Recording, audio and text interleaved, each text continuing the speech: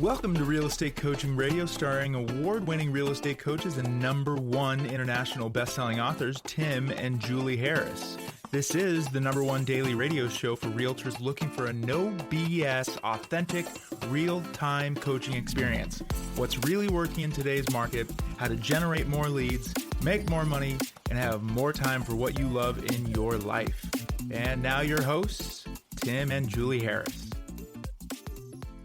Back. Today is part 4 of Real Estate Agent's Guide to Getting Rich and Staying Rich. So on part 4 today, Julie is still almost over COVID. She's going to be back on the podcast tomorrow. Thank you for all of your wonderful notes and well wishes and all the rest of it. We certainly appreciate all of that. All of us are almost through COVID, and I know some of you guys were paying attention to our reports on Zoe on Instagram. She's doing fine as well. So thank you to all of you for your compassionate reminders that all of us are in this together. So that does mean a lot to all of us. And thank you for putting up with me as I kind of muddle through COVID and trying to stick to the point and keep the podcast consistent. I appreciate that as well. This is a topic that is perhaps, I guess in my opinion, after you've moved past your ability to earn money consistently in real estate, in my opinion, this is the most important thing, because really at the end of the day, you didn't get into real estate to earn awards and plaques, and you didn't get into real estate, or maybe you did, but eventually you'll realize that those things in themselves are just platitudes, and they're not really going to do much for your long-term well-being, certainly financial well-being. And so eventually you'll mature to the point where you're wanting more out of your business than just, recognition, more out of your business than just ego fulfillment. That comes with age as well. And so what we're going to be doing today is we're going to be starting with a series of questions, just 3 questions. Don't worry, everyone, you all can answer them. There's no right or wrong answer. And then we're going to go into the mechanics, really summarizing a lot of the points, the mechanics of the long-term wealth creation. This is a roadmap that Julie and I employed 30 years ago, and it's worked for us.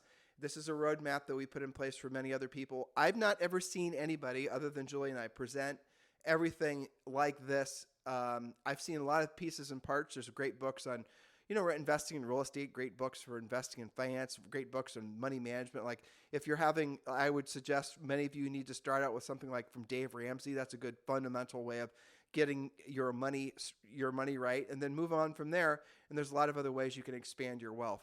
But like I said, this is something I've never seen anyone else do before. And it's taken us 30 years really to get all these points right. And we are always revising and updating.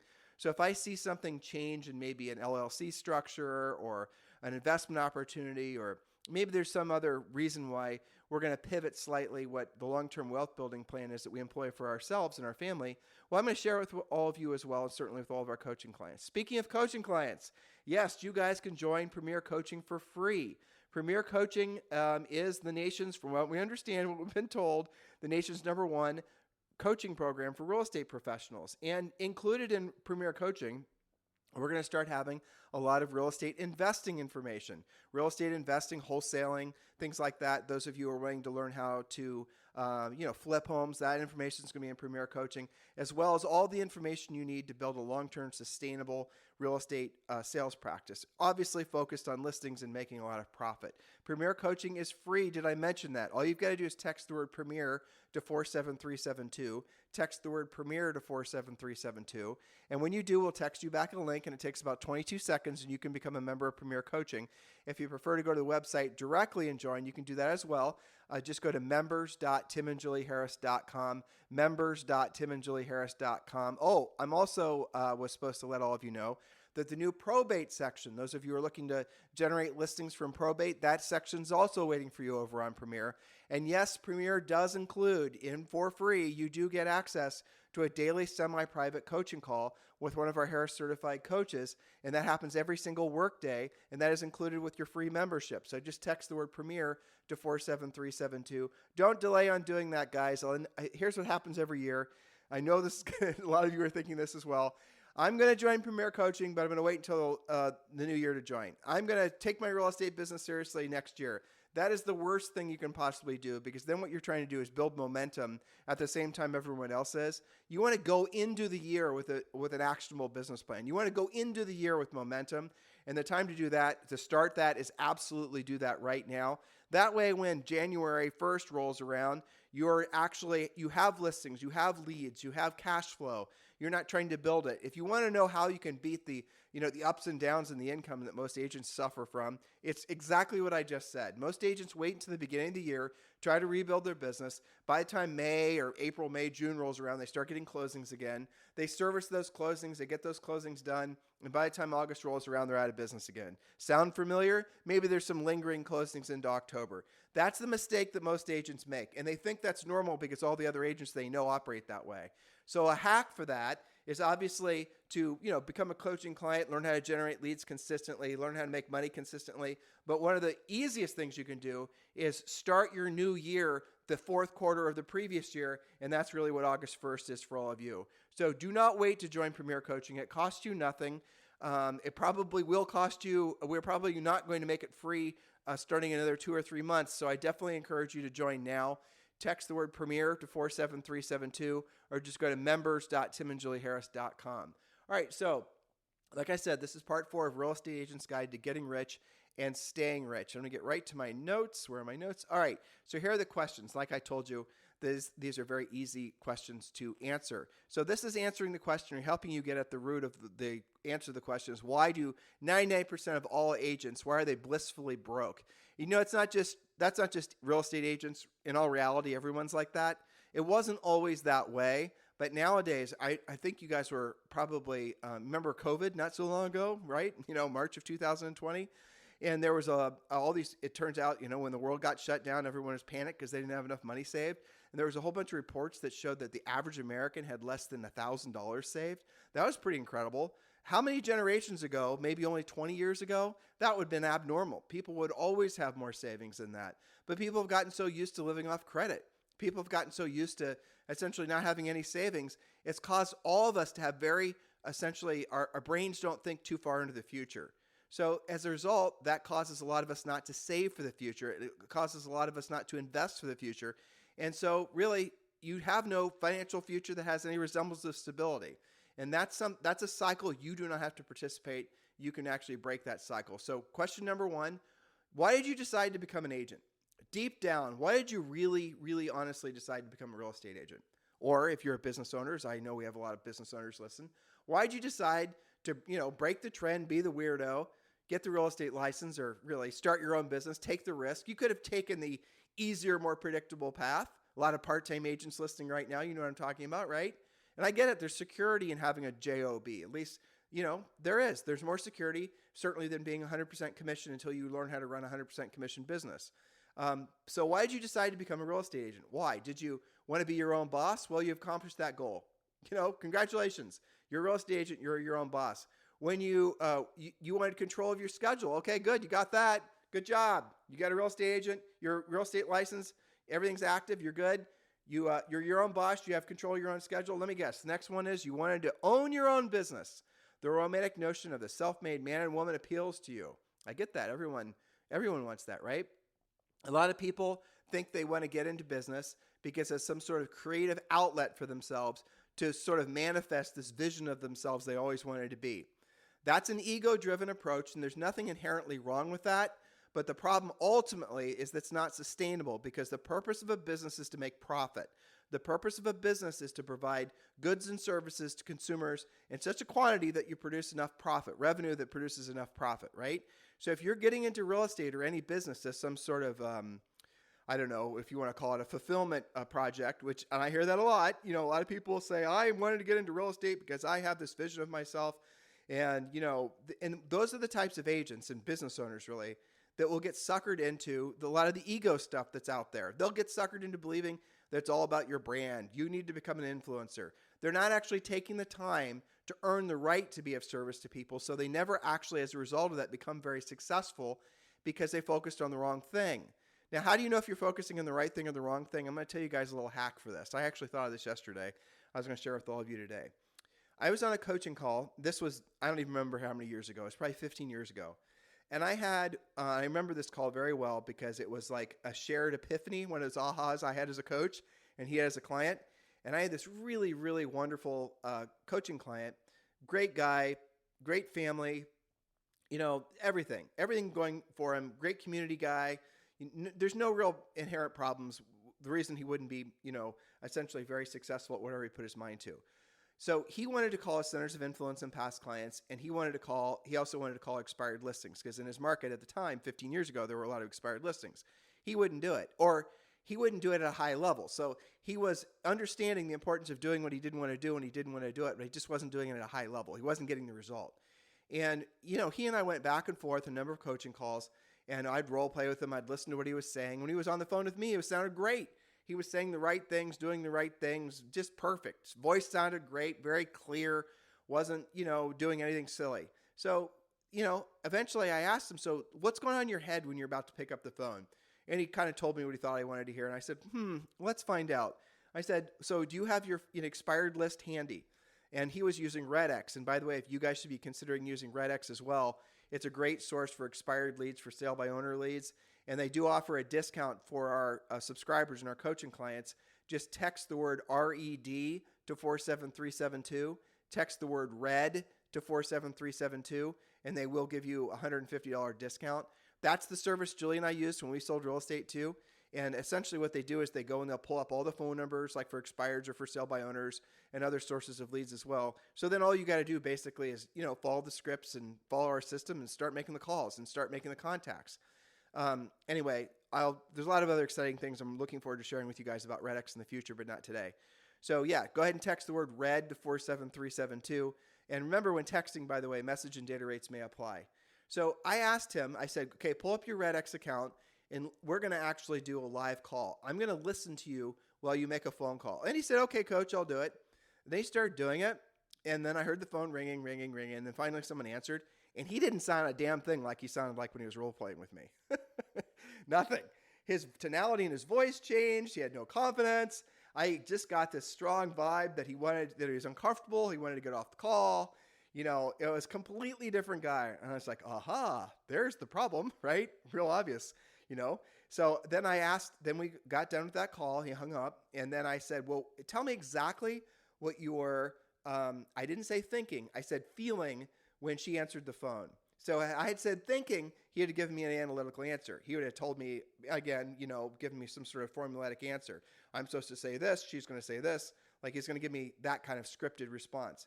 But when I said feeling, that's when we both self-discovered what was really going on. He said when he was making calls to people or any kind of solicitations, and that is what we're doing as salespeople, his heart and his mind fills with anxiety about how it makes him feel, what he's thinking about. So all of his attention goes to his ego when he's actually supposed to be putting all of his attention on the other person. So he's about to pick up the phone, or he's even talking with somebody, and his mind is full, and he wrote all these things down. That's what he did. So write down all the emotions that you're feeling when you're making those phone calls or you're having a conversation. And he wrote things down, and I've done this hundreds of times, if not thousands of times since. But he wrote things down like, sorry, COVID brain, give me a little break here. He wrote things like, what are they going to think of me? I don't want to seem desperate. What if they say something mean? Are they going to think that like I'm a pushy salesperson? All these things. So his brain was filling with all of these thoughts that were revolving around having his feelings hurt, he was amiable, and being rejected. That's where all of his thoughts went. Every single thought in his brain went to exactly to fight or flight. And then when he picked up the phone, guess what he was wanting to do? Flight, not fight, right? He wanted to get the hell off the phone as fast as possible. And it was obvious, thus he wasn't getting any results. So here's what we did. And this will work for you as well, is I had him write these simple words down. And it was some iteration of this, but you'll get the gist of it. You guys can, change this to your liking. But the essence of it is you have to unplug the ego.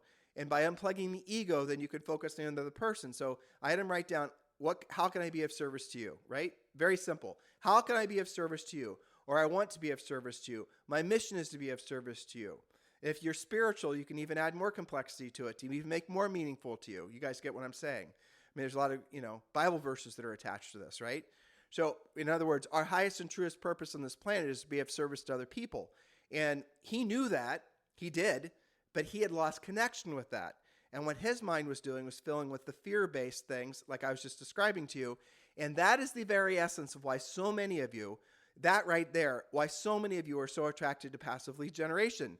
Because the very thought of putting yourself in a position where you have to have a conversation with a decision-making adult that might result in them saying no, or something like that fills you with so much fear that all the worst thoughts about yourself just absolutely manifest instantaneously in your mind. Do you guys get it? I'm trying to, make a point in such a way that you'll get it. But that's what happens with a lot of people. And that irrational fear is the very fear that keeps most people from moving forward with actually learning how to be proactive lead generators. But here's the other thing. That is same line of thinking is what destroys relationships on all levels, personal relationships, professional relationships, but it's also the same types of thoughts that prevent you guys from building wealth. Because all of this goes back to, essentially those inner voices in our head that if we're not omnipresent of them, they actually control our output. So you have some existing thoughts about you being a salesperson, right? You do. We all do, right? You have some existing thoughts about you being rich, where your money works for you, no longer have to work for your money.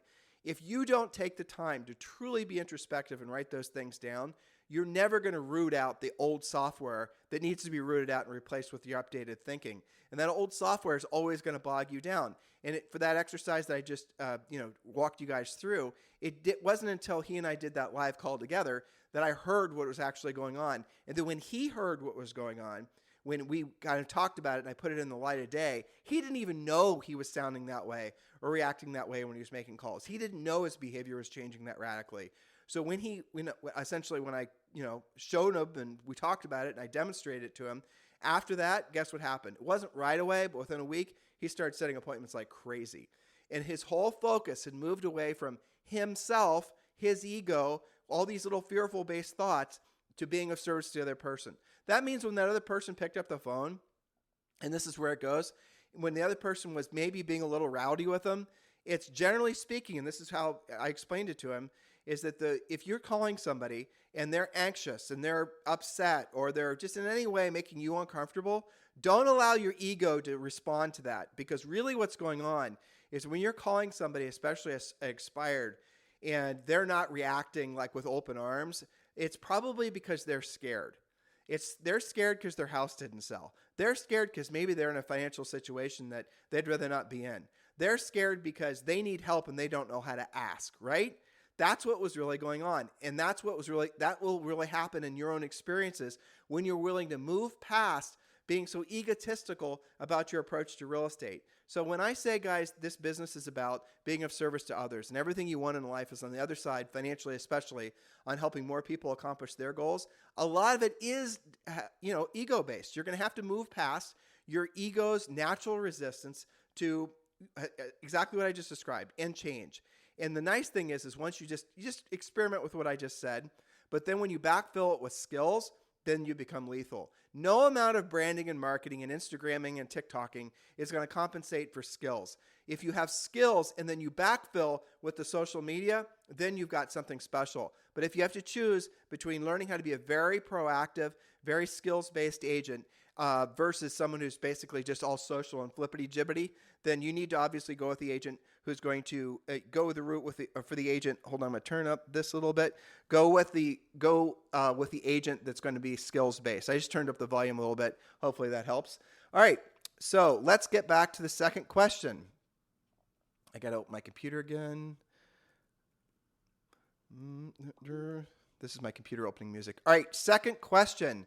What is your product? What do you produce? We talk about this on the podcast all the time. What is your product? What do you produce? And the simple answer to that question is profit. And so many of you have forgotten that. Yes, I did have the volume down too low, so hopefully that's helping. For those of you guys who are sick of having to crank your own volume up, I think I fixed it. All right, your product in your business. And ask yourself this question, because this goes back to a lot of basically, again, bad thinking about real estate practices. If your business is not like most big brokerages, ready for this? And yesterday we talked to 5 or 6 big real estate teams. Big real estate teams, let's say teams doing 50 million plus, they're going to be making maybe a 10 or 12% net profit.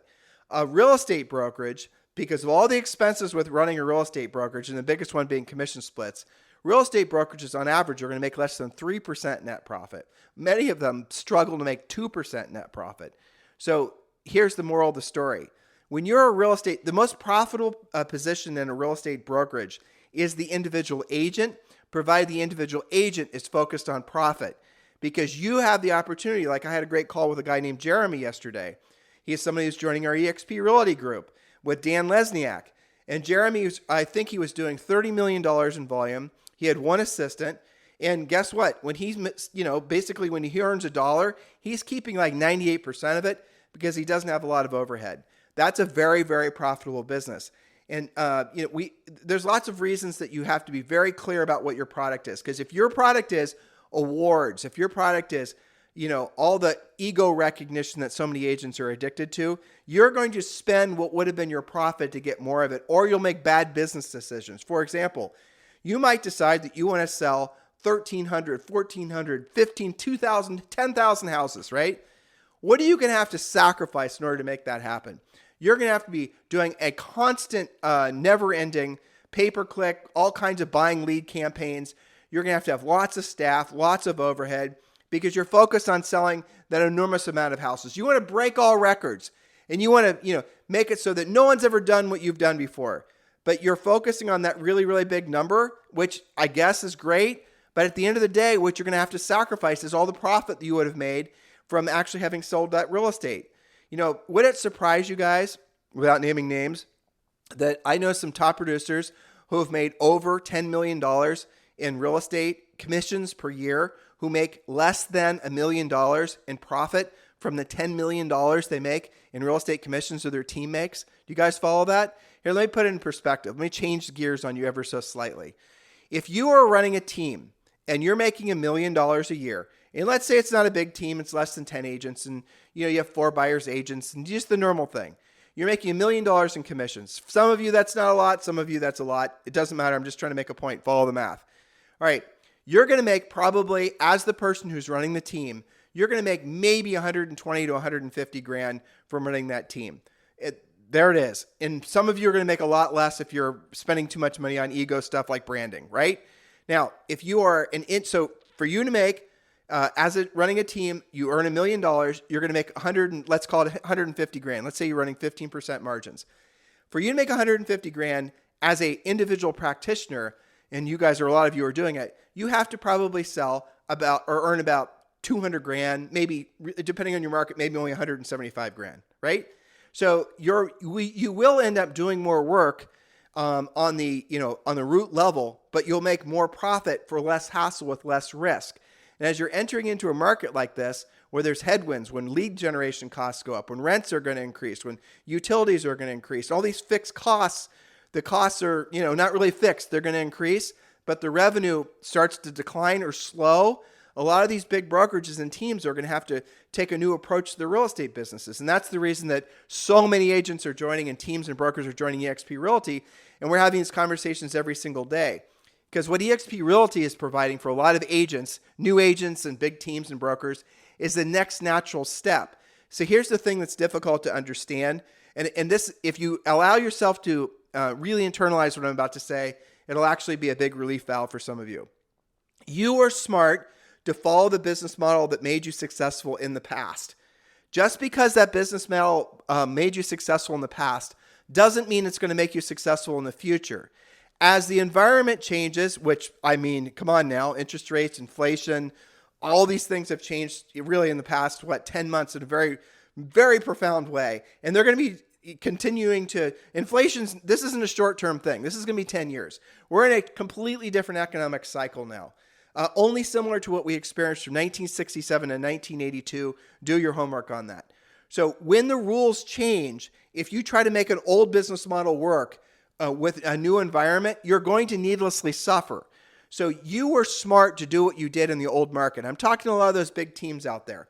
A lot of the big teams who are holding on, waiting, and hoping that the economic situation returns to the way it was, 10 months ago. You're going to suffer needlessly. Don't do it. Just elevate yourself to the next level in your real estate business and think about, okay, how can I essentially make the most of what this new market has to offer? What do I have to change? What do I have to adapt to? And these are the calls that, me and frankly, Dan Lesniak have been having consistently over the past few weeks.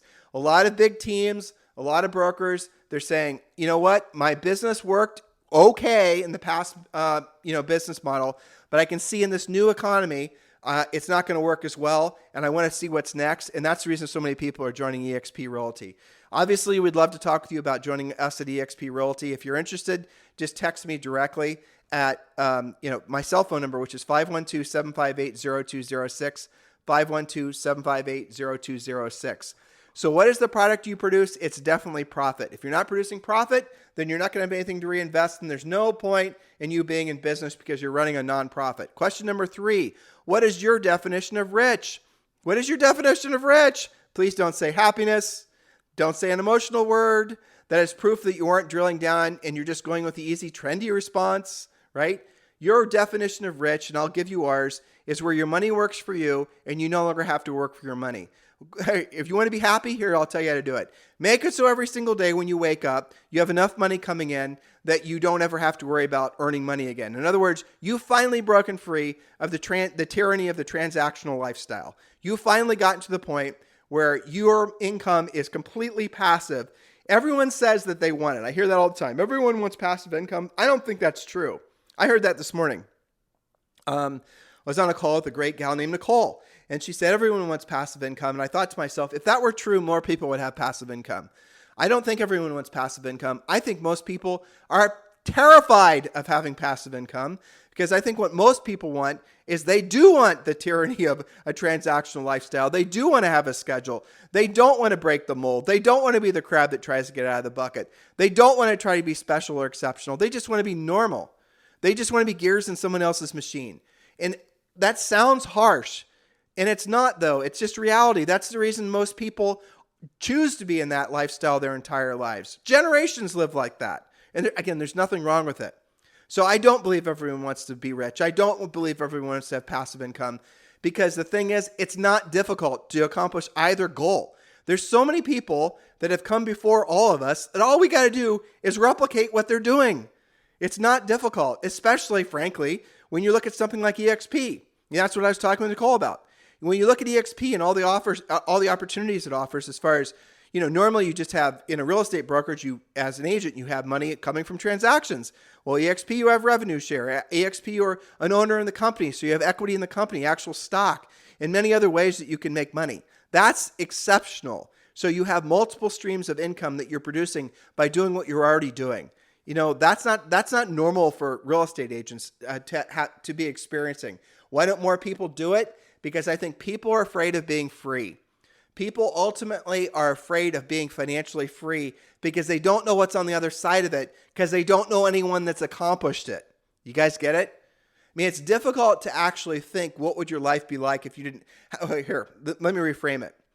What would be the same in your life if you were financially free? If all of a sudden you are financially free, what wouldn't change in your life? What wouldn't change? Would you live in the same place? Would you vote for the same people? Would you wear the same clothes? Would you have the same haircut? Right? Think about it. Would you eat the same food? Would you drive the same car? Everything would change. But what would mostly change is what you were afraid of.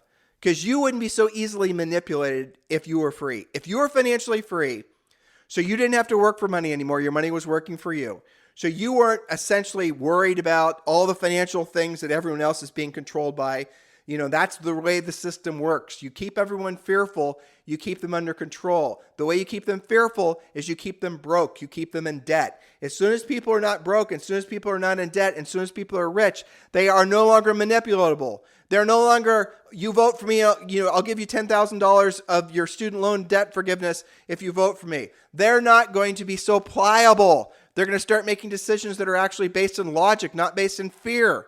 Debt is a mechanism of control. It always has been, always will be. And it's necessary. It's part of the grease that makes the economy work too. I'm not saying it's bad. It's not inherently bad. But what it does to people over time is it makes them debt slaves. And that makes it so that you never have the opportunity to even experience emotionally what it would feel like to not have to worry about money all the time. So the real big, I think, emotional experience that if you allow yourself to have this, I know it's going to be, a lot of you, it's going to have to require some praying and some meditation or something. If you can just attach for a millisecond what it would feel like to wake up every single day and never have to worry about money again, In other words, you knew no matter what, you didn't want to work that day, or you wanted to go fishing all day, you wanted to play with your kids all day, you wanted to ride your bike all day, you wanted to go and volunteer at the local, whatever all day. It doesn't matter. Your end result of your financial well-being would not be adversely affected. Matter of fact, not only would it not be affected in a bad way, but you'd actually become richer that day. You wouldn't get poorer for not having contributed. You'd actually get richer. That's what happens when you allow yourself to be free from the tyranny of essentially debt, the tyranny of having to have a transactional life your entire life. There's nothing wrong with having to earn money. That's honorable. It's noble. But if you have the opportunity to have it so the money starts earning itself for you, where you can be rich, don't you have a moral obligation to be rich? Don't you? If you know how to be rich, where you can basically set yourself free, where you can then show other people how to be free as well. And remember, the only way you're going to do it is by creating value for other people. Only way you're going to do it ultimately is by helping other people accomplish their goals. So you're actually making your life better, their lives better, and you're making the world better. It's all self-interest, right? You're focusing on making yourself better. You're focusing on improving your financial situation and your overall situation. And in order for those things to happen, you have to help other people accomplish the same goal. You can't do it in isolation. I can't make my family's life meaningfully better unless I make all of your lives meaningfully better, right? I can't. It's impossible. In order for Julie and I to accomplish our goals in our lives, we have to help millions of people, we have big goals, accomplish their goals in their lives. Accept that, embrace it, love that, and be in alignment with that, because your highest and truest purpose in this planet is to be of service to other people. And oftentimes, if you're not rich, it's simply for the fact that you're playing too small. You're worried about going from your comfortable warm bed to your comfortable warm car, to your comfortable warm office, to you're surrounding yourself with nothing other than going from one comfortable thing to another. And there's nothing inherently wrong with that, but a lifestyle of always just focusing on your own comfort and your own pleasure and your own emotions and all this egocentric stuff, you're not even coming close to becoming the person you otherwise could. Think about it. When are you the happiest? When you're helping somebody else. So don't you think you'll be a hell of a lot happier when you're helping a hell of a lot more people? Of course you will. And guess what? The benefit is, on the other side of that, you actually become very wealthy. These are all mindset things that are rooted in absolute truisms. And it's not convoluted. It's not complicated. It's not difficult. It's not difficult to accumulate money. It sure as hell isn't difficult to become successful in real estate. But yet, how many of you want it to be complicated? That goes back to an ego thing. Like when Julie and I say, in real estate, you have to get good at these 5 things. Proactive lead generation, pre-qualifying, presenting, negotiating, and lead follow-up. You get good at those 5 things, you can be marginal, if terrible at everything else in real estate. You guys don't like that. A lot of you want it to be more complicated. Tim, what about your CRMs? What about your systems? What about your this? What about your that? Nope. You get good at those 5 things, you can suck at everything else. True story. But you don't choose to get good at those 5 things. Why? They're all skills-based. They require work. They require time. They require possibly getting rejected. In other words, they're going to require you moving past thinking about yourself all the time and moving towards thinking about being of service to other people. That little tiny, like I took you through on that coaching call that I had, that little tiny learning experience, if you allowed yourself to have that, would change your world forever. All right, here's the next question. Do you think that selling real estate will make you rich? Will selling real estate make you rich? Here's the answer. Nope. You could only get rich with the profit that you get from selling real estate. Selling real estate in itself will not make you rich. Okay? Selling real estate is just selling real estate. If you want to actually have profit so that you can then reinvest that profit so you can get rich, that is only coming from running a profitable business. So just be very clear about that. Now here's one of my favorite questions. I can tell you where I got this question originally from just a bunch of observing, people over time. But this is kind of a fascinating question. Ask yourself this one question. If you have to choose between being famous, I'll even add another word to make it even more complex, being famous or an influencer, right? Or being rich, which would you choose? Now, a lot of you who've been brainwashed into thinking that you have to be famous and be an influencer in order to be rich are now saying the wrong answer, and you're going to fight that like it's a religious battle. Go for it. That's your own hill to die on. Because the reality of it is you do have to choose. You have to choose if you're going to be famous or if you're going to be rich. Now, here's the thing that happens. Once you actually are very successful at selling real estate, and because you've helped a lot of other people, you see how this always goes back to the same thing, helping other people. In order to earn the right to help people, you have to have the skills that those people demand. You see how this always circles back to the same thing. What happens over time is the results that you've gotten for other people, the sold signs in your case, as many of you, that's what will make you famous. But those of you who seek fame thinking that's going to make you rich, that is the 100% proven generation over generation recipe for financial disaster. You think branding and marketing and all this stuff is new? Nope. Been around forever. It comes and goes. It goes when the economy changes. It's going now. Watch. And the agents that are going to stand tall are the ones that have the skills.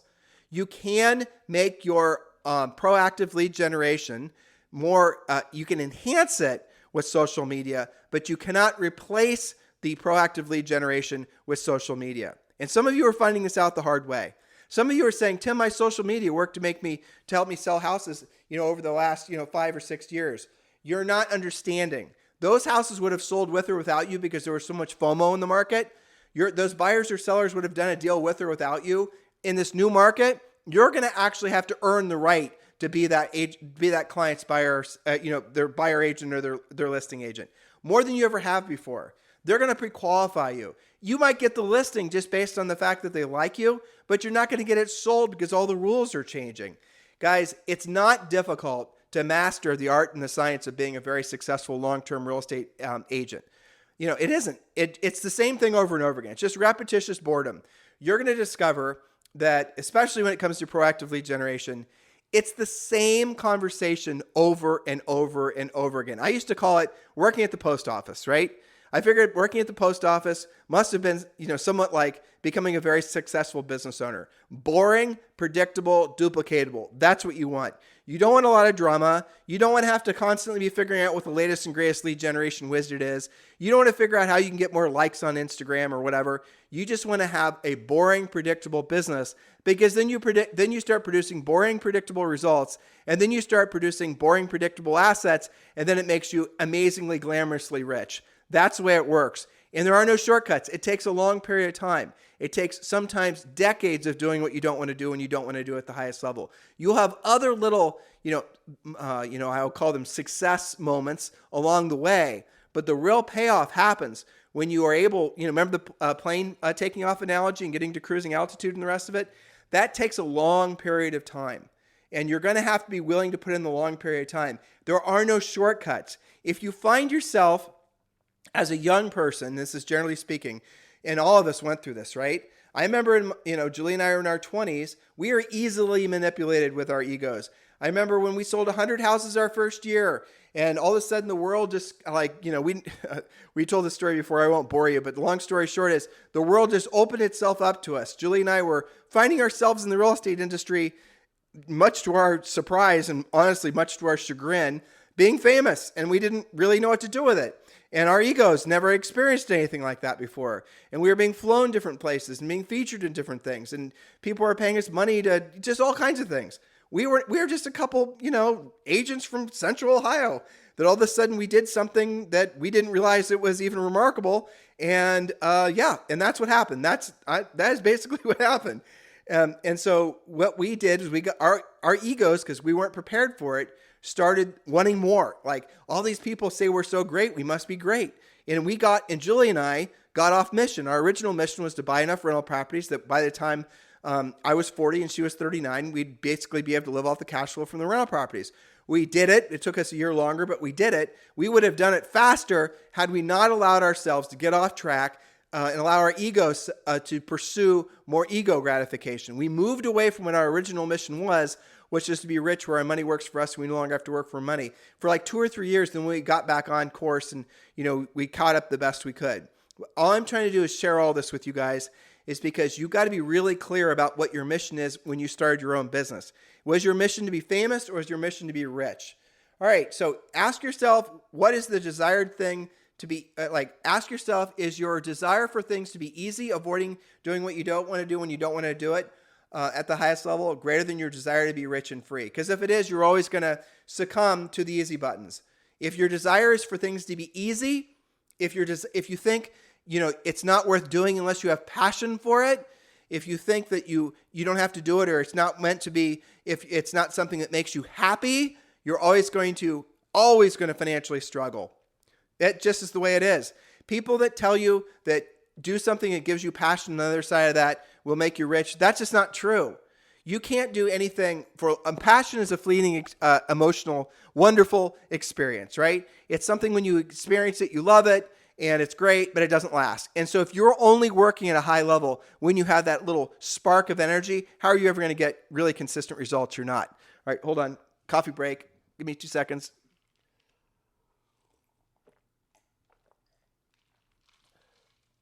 There you go. Proof the show's not edited for those of you who are doubting. All right. So, are you addicted to motivational live events? Are you addicted to mindset gurus? Are you addicted to watching, motivational things on YouTube? Are you addicted to people that are just filling your brain with platitudes about success and mindset and all the rest of it? You're focusing on the wrong thing. So here I'm going to give you guys the cure for those of you who are mindset guru junkies. Ready? Here it is. Again, it's very simple because simple is always, Occam's razor, right? Simplest answer is almost always the right answer. If you want to change your emotional state, change your physical state. If you want to change your emotional state, change your physical state. So if you're not feeling motivated, if you're not feeling like making phone calls, or if you're not feeling like working out, if you're not feeling like whatever, start doing it. And then what happens is, yes, you'll feel some resistance at first, but over not that much time, your mind will start being in sync with what you're doing physically. So your emotional state, your physiology will follow your physical state. I'm going to give you an example that I wouldn't give if Julie was on the podcast. I heard this on Dr. Laura Schlesinger, and this was a long time ago, but it was such a great way of expressing this. So I don't know if you guys read Dr. Laura books. Julie and I did. She was formidable in our, when we originally got married, we used to listen to her every day. And she kind of gave us a lot of framework for how to have a long-term marriage. And we've been married 31 years last week. So I guess good advice, right? So she had somebody call in, and it was a lady. And the lady was like, I just don't feel sexual towards my husband. Like I said, I wouldn't give this example if Julie was on the podcast today, just because it would embarrass her.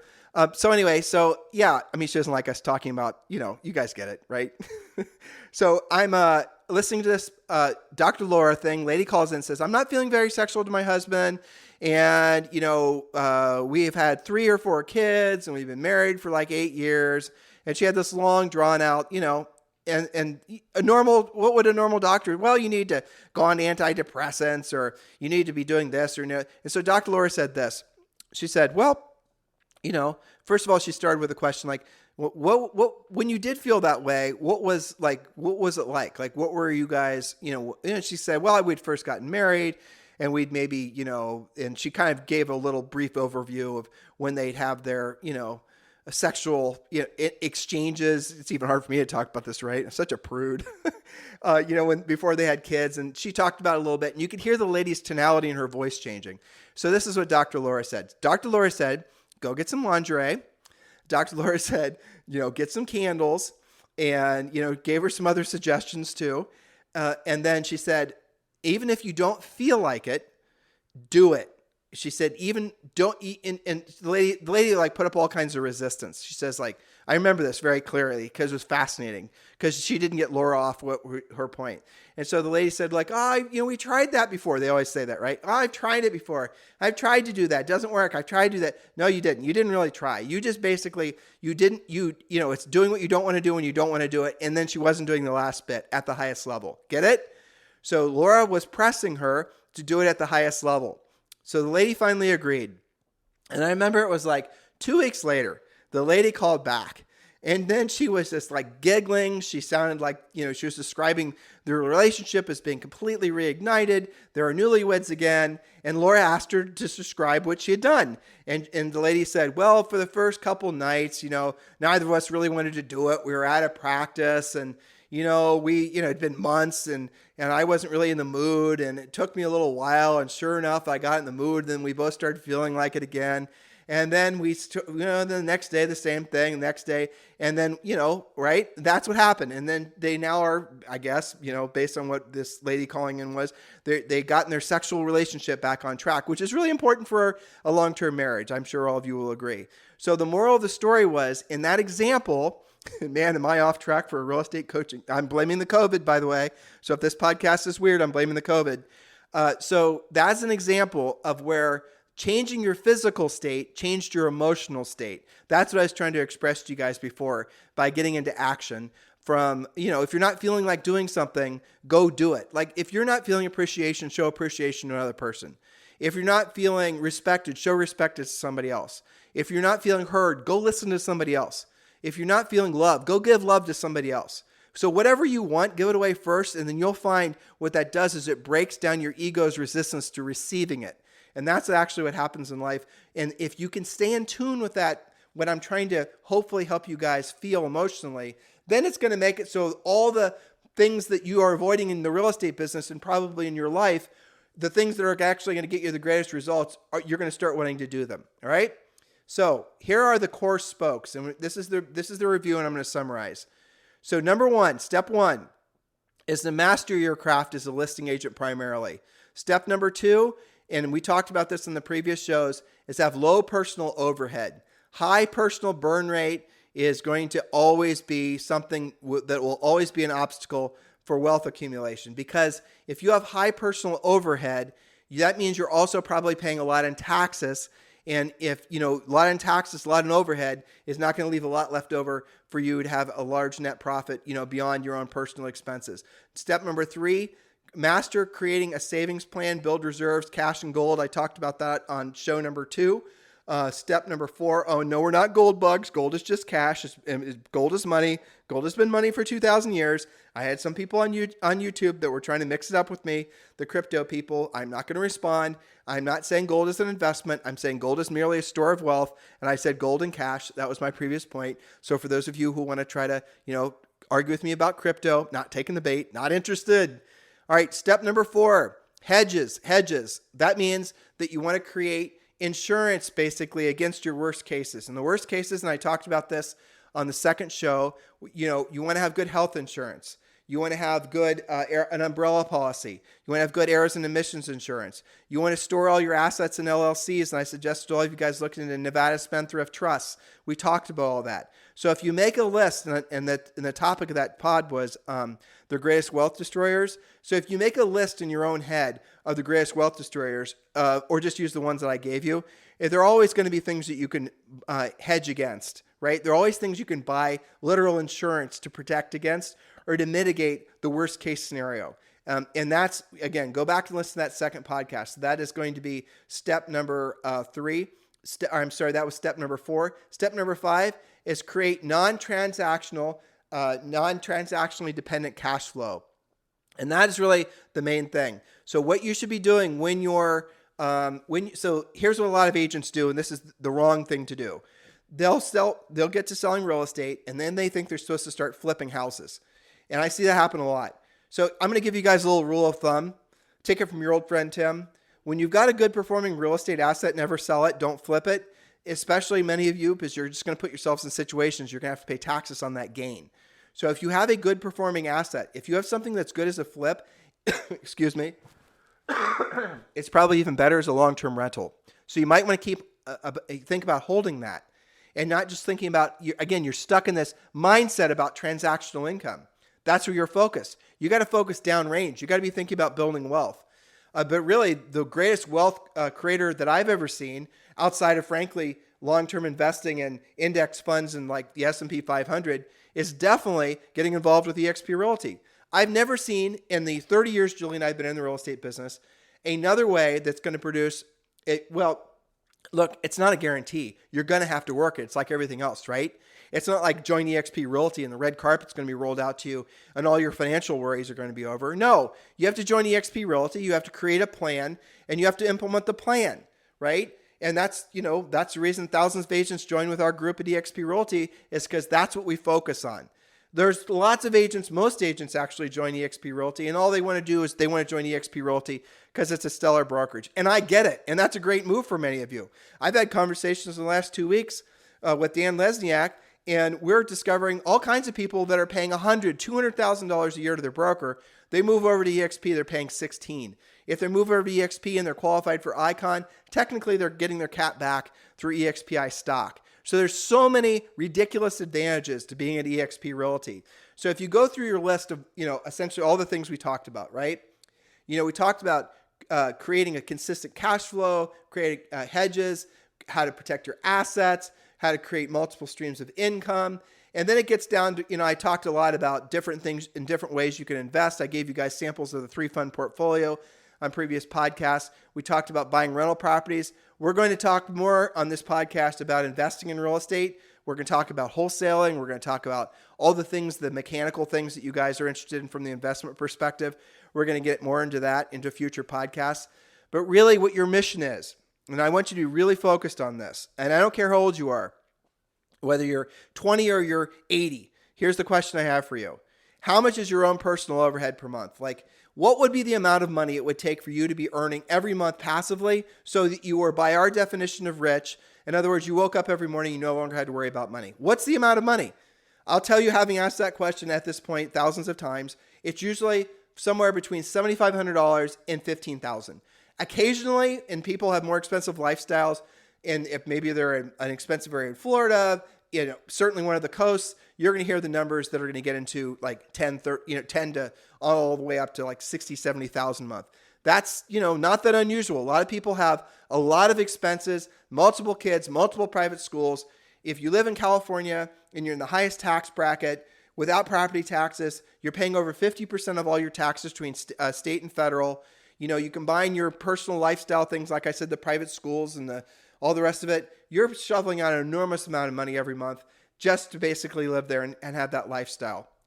These things. And these are the realities of the differences. So you can live in, different parts of the country and have a fantastic lifestyle. Like Charleston, North Carolina, you can live up there for $7,500 a month and have a fantastic lifestyle. Same lifestyle, and say, for example, someplace in LA would cost you probably $20,000 to $30,000 a month. So these types of things you need to take into consideration. Where you live matters, right? Whether you live in a state that has high taxes, all these types of things matter. You got to really be focusing on really what your goal is. But the question I asked you is, how much money do you have to earn per month to pay all your bills? Again, many of you, let's call it $10,000. Your primary focus, or really if you want to have a North Star, is asking yourself, how can I produce $10,000 a month passively, not from a real estate team, and it cannot be anything that's based on your own real estate business, right? So, because a lot of you take the shortcut and say, well, I've got an interested in a title company and I have my buyer's agents. No, I'm asking you, how much money would you have to earn, not tied to in any way tied to your own efforts, for you to be essentially financially free? The reason I want it to be that way is because otherwise you'll never actually take it seriously.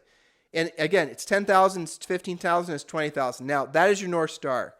That is your goal.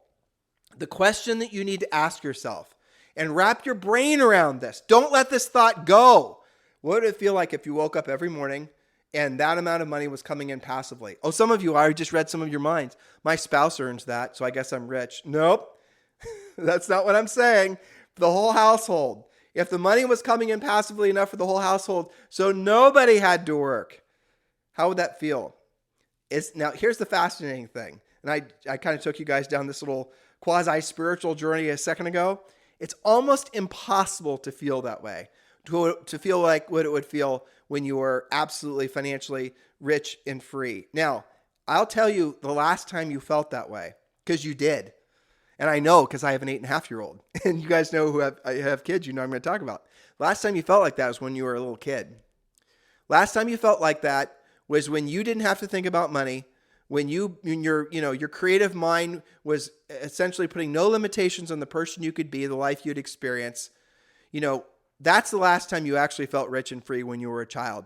That's back when you were able to think big. That's back when you were going to go to Paris. That's back when you were going to, do all these amazing, wonderful things in your life. And what happened as you got older, your world got smaller and smaller and smaller. And now you find yourself living underneath the staircase emotionally.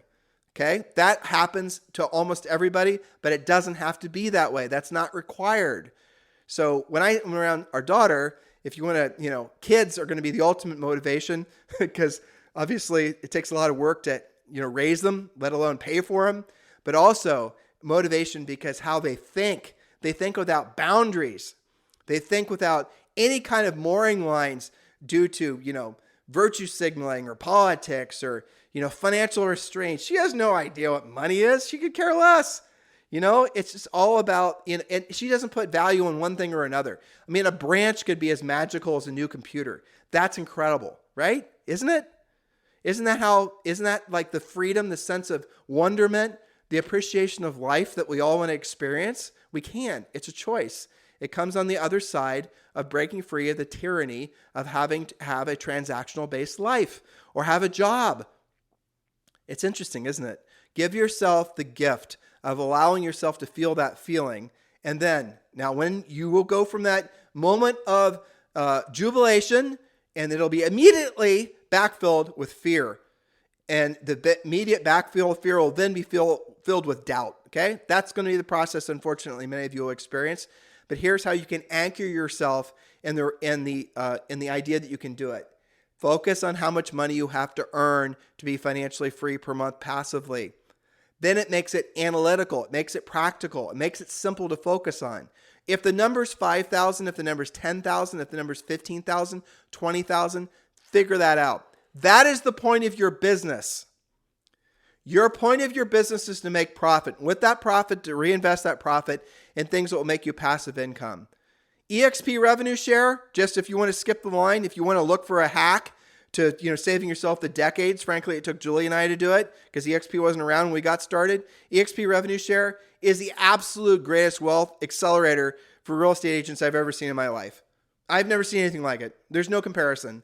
It took Julie and I, basically 20 years to create enough passive income from paid off rental properties that it took us maybe to accomplish in less than 2 years at EXP, more like 18 months at EXP.